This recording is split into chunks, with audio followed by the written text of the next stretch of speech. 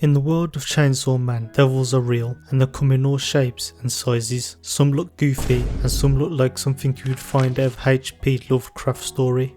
But what makes devils in Chainsaw Man so unique is that the devil can only be as strong as humanity fears that concept. For example, a tomato devil wouldn't be as strong as the gun devil because humanity fears guns way more than they do tomatoes. But now and then, Chainsaw Man will introduce a devil that humanity has feared since the beginning. These are known as primal devils. So far, at the time of this recording, the primal devils we have seen so far are the fallen devil, the aging devil, the death devil, and the topic of today's video, the darkness devil. I want to break down what makes the darkness devil so terrifying that we all remember it to this day. To start, I want to give some context on how we, as the audience, are introduced to the darkness devil during the International Assassination Arc, a series of international agents attempting to capture or kill Denji for various reasons. These assassins come from different countries, including the US, China,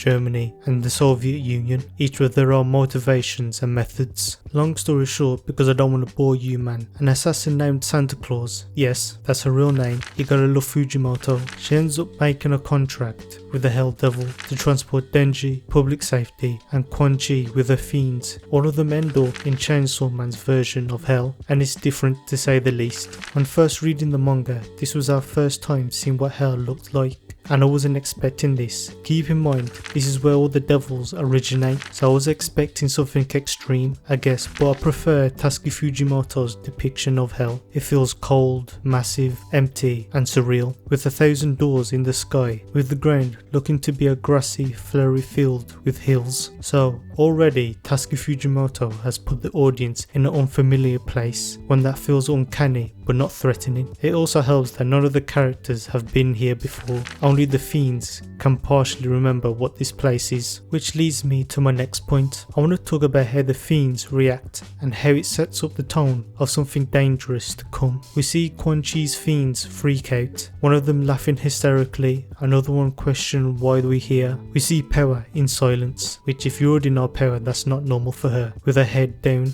Even Angel, who is a devil, is freaked out. He's not saying nothing when Aki is talking to him. This panic, this terror, sets up the audience to expect something big, bigger than the Gun Devil, the big bad of the series, something we've never seen before. It gets to the point where one of Quan Chi's fiends are asking for permission to end herself. We see a door open and a black droplet lands on the floor, and we see a mysterious figure covered by shadow in the distance. All the characters are readying up to fight, and the next thing we see, in my opinion, is one of the greatest manga panels to date.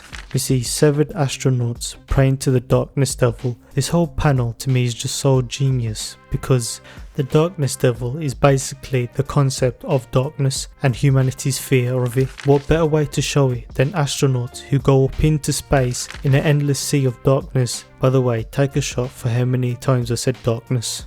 And we see the Darkness Devil's figure in the background, but we can't make out any features. The next panel we see a frog, and I did my research and I found out that Kook is the Egyptian god of darkness, obscurity and night. Kook is depicted as a frog, or a frog-headed man. I think this shows how creative Tasuki Fujimoto really is. He adds so much detail in his manga that if you weren't paying attention you would miss it, but if you are, it adds so much more to the story. In an instant, the Darkness Devil severed the limbs of everyone present. The limbs spell out Makima's name, which is a core detail, and we see the Darkness Devil in all its glory. The design of the Darkness Devil looks simple at first, but when you look a bit closer, it reveals details that are synonymous with the dark, like how its design incorporates elements like stitched together pale bodies, multiple arms and faces, and a cape that obscures and resembles wings. All these elements contribute to his terrifying and otherworldly presence. The devil's lack of eyes, coupled with its inhuman skull, further emphasizes its ancient and primal nature, predating humanity itself. Another detail that